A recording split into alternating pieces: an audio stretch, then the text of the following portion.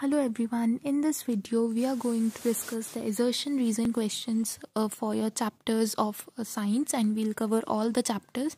There are almost 50 questions and we are going to do them all in this one short video. So let us start with the first question, that is assertion. The decomposition reaction of silver chloride into silver and chlorine is an exothermic process, and इसका जो reason है that is reactions in which energy is absorbed is known as endothermic reaction. तो आप देख सकते हो जो reason की statement है that is absolutely true, यही endothermic reactions की डेफिनेशन होती है. बट जो डीकॉम्पोजिशन रिएक्शन होता है that is endothermic reaction, that is not exothermic reaction. उसमें एनर्जी एब्जॉर्ब होती है तभी वो ब्रेक डाउन हो पाता है silver chloride into silver and chlorine. So इसका जो answer that is A statement is false and but B that is reason statement is true. Next question, assertion zinc and lead displace copper from its compounds, and इसका जो reason है that is zinc and lead are more reactive than copper.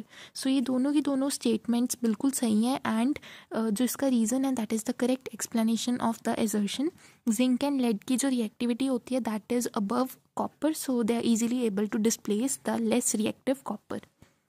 Next है antioxidants are added to foods containing fats and oils, and इसका जो reason है that is fried food items containing fat और oil are reduced when left for a long time. तो इसकी जो assertion है that is true, but जो ये रीज़न दिया है that statement is not true, that is absolutely false. तो this is about this question, very easy. Next है acetic acid is monobasic acid, and जो रीज़न है acetic acid is a weak acid and produces less concentration of H+ ions. So इसका जो assertion और reason है दोनों true हैं, but आप देख सकते हो ये जो रीज़न है that is not the correct explanation of our assertion statement. Acetic acid monobasic acid है, ठीक है, ये इसकी रीज़न कुछ और होना चाहिए था, बट इन्होंने सेकंड स्टेटमेंट में एसिटिक एसिड के बारे में और कुछ बता दिया कि वो week acid and produces less concentration of hydronium ions, right? So next question पे चलते हैं. A stain of curry on a white cloth becomes reddish brown when scrubbed with soap, and इसका रीज़न दिया है litmus is a natural indicator. तो यहाँ देख सकते हो दोनों की दोनों स्टेटमेंट्स बिल्कुल NCERT से ली हुई हैं and that are true, but इसका जो रीज़न है that is not the correct explanation of the assertion. ठीक है, इसका कोई भी रिलेशन नहीं है आपस में. नेक्स्ट क्वेश्चन पे चलते हैं. एजर्शन है on passing carbon dioxide gas through lime water the reaction that take place. So आप वो देख सकते हो. तो यहाँ पर आप देख सकते हो कि ये गलत है रिएक्शन, ठीक है, एंड इसका जो रीज़न है उन्होंने दिया metal carbonates react with acids to give a corresponding salt. So ये बिल्कुल सही है, ठीक है. सो इसमें आप लिखोगे कि A is false but reason is true. अगले क्वेश्चन पे चलते हैं, that is aluminium oxide is a basic oxide. So this statement is false, ठीक है, वो एक न्यूट्रल होता है ऑक्साइड. नेक्स्ट चलते हैं, एम्फोटेरिक ऑक्साइड होता है. एंड नेक्स्ट है aluminium reacts with both acids and bases as given below. तो ये जो रीज़न है इसका ट्रू है, वही हमने बोला कि ये एम्फोटेरिक होता है, बट स्टेटमेंट 1 गलत हो गई. सो हमारा आंसर होगा A is false but reason is true. Next है magnesium is less reactive than sodium, and इसका जो रीज़न है that is sodium reacts more vigorously with oxygen than magnesium. So आप देख सकते हो कि मैग्नीशियम लेस रिएक्टिव होता है सोडियम से, this is absolutely correct. And उसने ये भी बोला है कि sodium reacts more vigorously with oxygen than magnesium. So ये स्टेटमेंट भी बिल्कुल ट्रू है, and we have the answer that both are true and reason is the correct explanation of assertion. Next है assertion in the following reaction between calcium and water calcium starts floating. तो ये बिल्कुल true है, and इसकी जो reaction है that is also true. Next है reason calcium hydroxide is lighter than water. So this is absolutely false, this is not true. And अगर आपको इसका एक बार आपको रीज़न पता होना चाहिए कि कैल्शियम क्यों फ्लोट करता है, तो that is because of the bubbles of hydrogen gas that are formed. तो ये हाइड्रोजन गैस के बबल्स मेटल की यानी कि कैल्शियम की सर्फेस पे स्टिक हो जाते हैं, जिस कारण से फ्लोट करना स्टार्ट हो जाता है. नेक्स्ट है hydrogen gas is evolve when a metal reacts with nitric acid and इसका रीज़न है nitric acid is a strong oxidising agent. तो आप देख सकते हो कि हाइड्रोजन गैस इवॉल्व नहीं होती जबकि नाइट्रोजन गैस इवॉल्व होती है। So first one is false and जो सेकेंड है that is true, nitric acid एक बहुत स्ट्रॉन्ग ऑक्सीडाइजिंग एजेंट होता है। Next question, the compound MgCl2 will not conduct electricity in solid state and इसका reason इन्होंने दिया है कि movement of ions in ionic compounds is not possible in solid state। तो ये दोनों के दोनों statements true हैं, but आप देख सकते हो ये reason ऊपर से बिल्कुल भी match नहीं करता है and that is not the correct explanation of the assertion। अगला क्वेश्चन पे चलते हैं।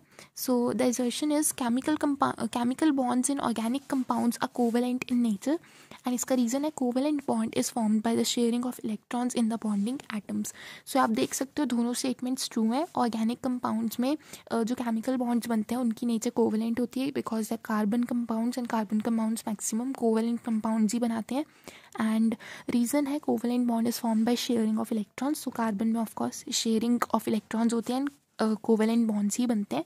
सो ये दोनों स्टेटमेंट्स ट्रू हैं एंड जो रीज़न है इसका करेक्ट एक्सप्लेनेशन भी है। Next question, carbon has a strong tendency to either lose और gain electrons to attain noble gas configuration. ये आप देख सकते हो दिस इज़ नॉट ट्रू। ठीक है, वो शेयरिंग ऑफ इलेक्ट्रॉन्स करता है, ना कि वो लूजिंग और गेनिंग नहीं करता है, वो शेयरिंग करता है, कोवेलेंट कंपाउंड्स बनाता है। एंड सेकंड है carbon has 4 electrons in its outermost shell and has the tendency to share electrons with carbon और other elements. So that is absolutely true. ठीक है, उसके आउटर मोस्ट शेल में 4 electrons ही होते हैं एंड इसके अंदर काफ़ी अच्छी टेंडेंसी होता है to share the electrons to form covalent compounds. So हमारा आंसर है A is false but reason is true. Next question, that is nitrogen is a non-metal and reason है nitrogen has 5 valence electrons। so ये दोनों statements true हैं। nitrogen काफ़ी famous non-metal है and इसके outermost shell में 5 valence electrons भी होते हैं and इसकी correct explanation भी यही है, right। अगले चलते हैं। Newlands law of octaves worked well with lighter elements only and इसका रीज़न है Newland assume that only 56 elements existed in nature. तो आप देख सकते हो दोनों के दोनों स्टेटमेंट्स एब्सोल्युटली ट्रू हैं बट जो रीज़न है इसका करेक्ट एक्सप्लेनेशन नहीं है। ये अलग अलग इंडिविजुअल स्टेटमेंट्स हैं एंड ये आपस में मैच नहीं करती, एक दूसरे के रीज़न नहीं है। नेक्स्ट क्वेश्चन, तो अब हमारा जो केमिस्ट्री का पार्ट है दैट इज़ एब्सोल्युटली डन। हमने 5 चैप्टर्स के ऑलरेडी असर्शन रीज़न क्वेश्चंस कर लिए and these were the most important questions. अब हम बायो वाले पार्ट पर आगे बढ़ रहे हैं। So let's start. असर्शन है transpiration cools leave surface and इसका रीज़न है transpiration helps in translocation of sugar in plants. So आप देख सकते हो फर्स्ट एब्सोल्युटली ट्रू है। ट्रांसपिरेशन की एक बहुत इंपॉर्टेंट एप्लीकेशन यही है कि वो कूलिंग करता है of the leave surface, but reason it is not true. ठीक है, वो हेल्प नहीं करता in the translocation of sugar. Next चलते हैं assertion पे। The leaves which are partly green and partly white are called variegated leaves and reason है the green of such a leaf contains chlorophyll but the white part does not contain chlorophyll. तो ये दोनों की दोनों statement सही हैं, बिल्कुल पहली डेफिनेशन सही है एंड सेकेंड इसका जो रीज़न है दैट इज़ ट्रू एंड इसका आंसर ए पार्ट है that is both assertion and reason are true and reason is the correct explanation of the assertion। बाकी नेक्स्ट क्वेश्चन है human beings have a complex respiratory system and reason है human skin is impermeable to gases। So इसका जो assertion and reason है that is correct and जो इसका reason है that is not the correct explanation. ठीक है, ये आप देख सकते हो इंडिविजुअल स्टेटमेंट्स हैं, इसका रीज़न कुछ और होना चाहिए था बट इन्होंने एक इंडिविजुअल स्टेटमेंट गिवन दी है हमें। नेक्स्ट है assertion variation is useful for the survival of species over time, so this is true। second statement है population of organisms fill well defined places in the ecosystem using their ability to reproduce। so जो second statement है that is also true but ये इसकी correct explanation नहीं है। ठीक है, variation क्यों है, क्यों यूजफुल है, उसका कुछ और रीज़न था बट इन्होंने स्टेटमेंट बिल्कुल अलग दी है। नेक्स्ट क्वेश्चन पे चलते हैं। All multicellular organisms can divide cell by cell, so this is not true. अगर हम अपनी बात करें तो that is not true. Complex जैसे कॉम्प्लेक्स ऑर्गेनिजम्स होंगे तो वहाँ पर सेल बाय सेल डिवीजन करना is not very easy. And reason है many multicellular organisms are not simply a random collection of cells. So यहाँ ये इसका रीज़न है and that is true. But जो फर्स्ट स्टेटमेंट है that is false. So हमारा answer है assertion is false but reason is true. Next question है spores in Rhizopus are covered by thick walls. इसका रीज़न है the thick wall protects the spores until they come into contact with a moist surface. तो ये दोनों के दोनों statements true हैं. जो इसका रीज़न है यही रीज़न है कि स्पोर्स क्यों होते हैं, स्पोर्स क्यों कवर्ड होते हैं थिक वॉल से, ताकि वो प्रोटेक्ट कर सकें जब तक वो कॉन्टेक्ट में नहीं आता with a moist surface. Next question a single copy of T is enough to make the plant tall. And reason है tallness trait in Mendel's experiment is a dominant trait. दोनों स्टेटमेंट्स ट्रू हैं. एक single T भी हो तब भी हमारा plant tall ही बनेगा क्योंकि टॉल एक डोमिनेट करेक्टर है एंड जो शॉर्टनेस है that is a recessive character. ठीक है, सो ये इसका करेक्ट एक्सप्लेनेशन भी है. So next question new combination of traits are observed in F2 offspring when tall plants with round seeds are crossed with short plants with wrinkled seeds. And इसका reason है tallness and round seeds are both dominant traits. तो ये दोनों statements तो true हैं but ये इसका reason नहीं है. This is not the reason. This is not the correct explanation of assertion. ठीक है, so next question पे चलते हैं. So in human being sex of individual is not genetically determined and इसका reason है the genes inherited from our parents decide whether we will be boys or girls. So first जो है that is not true, A is false but reason is true. Next है the word ambulance on the hospital vans is written in the form of the mirror image as MA.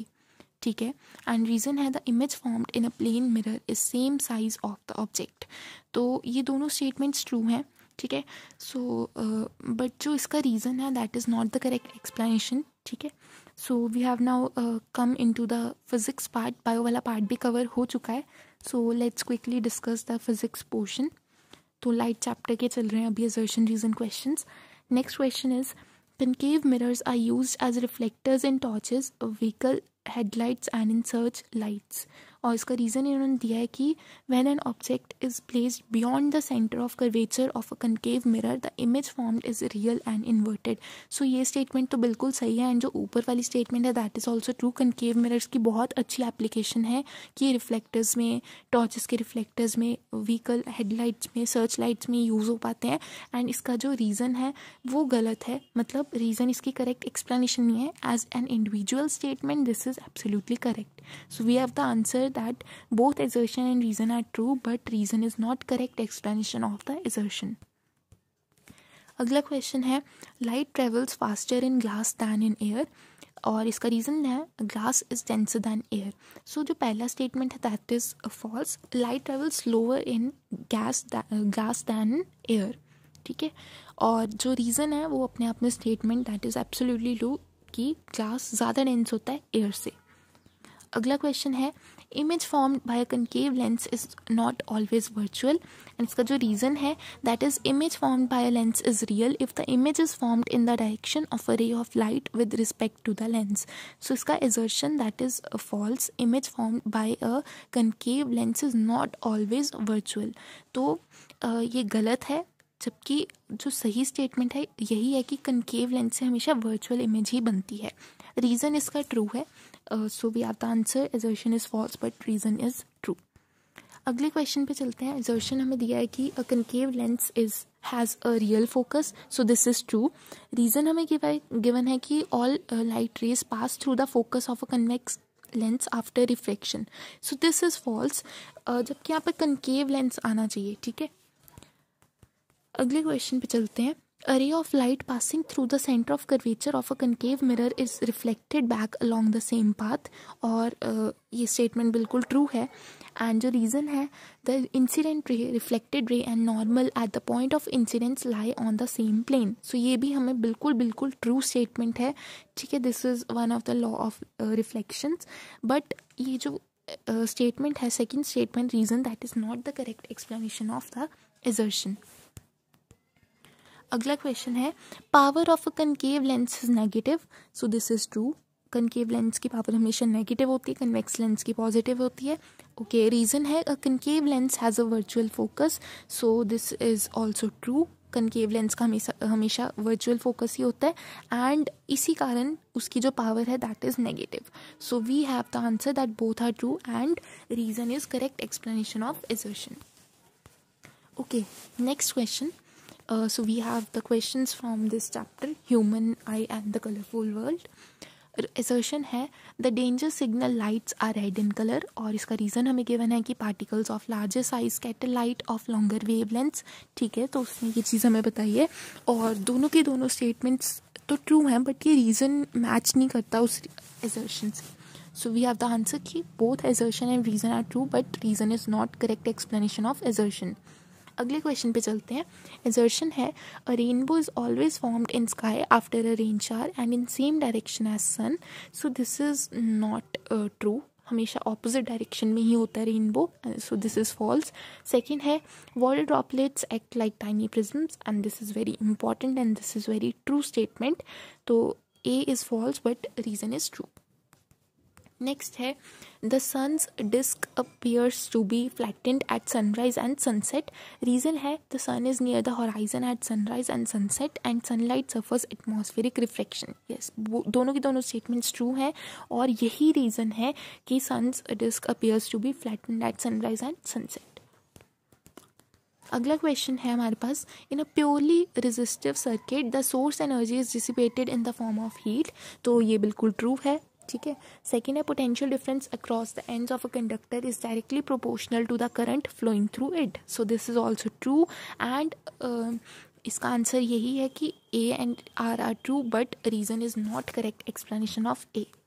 ठीक है, तो अभी हम electricity chapter के question कर रहे हैं. नेक्स्ट है in a series circuit the current is constant throughout the electrical circuit. Yes, series circuit में हमेशा करंट कांस्टेंट होता है एंड जो पैरेलल वाला होता है उसमें हमेशा वोल्टेज कांस्टेंट होती है, पोटेंशियल डिफरेंस कांस्टेंट होता है. रीजन है all electric devices need equal currents to operate properly. तो this is not true. So हमारा आंसर है A is true but R is false. Next question from the chapter magnetic field. So हमारा question है no two magnetic field lines cross each other and जो reason है there would be two directions of magnetic field at the point of intersection. दोनों की दोनों statements true and एक दूसरे की रीज़न भी हैं. So we have the option A as the answer. अगला क्वेश्चन है the direction of force acting on a current carrying conductor placed in magnetic field gets reversed on reversing the direction of current flowing through the conductor. No, this is false. ठीक है. second reason जो है magnitude of force is highest when direction of current is parallel to direction of magnetic field. Yes, this one statement is true. So हमारा answer यही है कि A is false but R is true. Next question. Current can be induced in a coil by changing the magnetic field around it. Yes, हम इस तरह से कर सकते हैं, इसी तरह से करंट को इंड्यूस करा जाता है. This is true. नेक्स्ट है अ galvanometer connected to a coil can deflect either to the left or right of the zero mark. So this is also true. But ये बिल्कुल भी उसकी करेक्ट एक्सप्लेनेशन नहीं है. ठीक है, इनका इंडिविजुअल स्टेटमेंट्स है, इनका आपस में रिलेशन एज सच नहीं है. सो नेक्स्ट हम चलते हैं अब क्वेश्चन पर. So we have the question, the maximum concentration of chemicals and pesticides occurs at the first trophic level. So this is not true. ये हमेशा maximum concentration of chemicals हमेशा जो टॉप वाला होता है ना, टॉप ट्रॉफिक लेवल, उसी पर हाईएस्ट ट्रॉफिक लेवल पर होती है. फर्स्ट पे तो कभी नहीं होती, फर्स्ट पे सबसे कम होती है. नेक्स्ट है reason the chemicals and pesticides are not biodegradable. Yes, this statement is true. So हमारा आंसर है A is false but R is true. Next one, ozone shields the surface of the earth from ultraviolet radiation from the sun and इसका reason है once at the higher levels of the atmosphere is a product of UV radiations acting on oxygen molecule. दोनों की दोनों statements true हैं but जो R है that is also the correct explanation of assertion. Next one, improvements in our lifestyle have resulted in lesser amounts of waste material generation.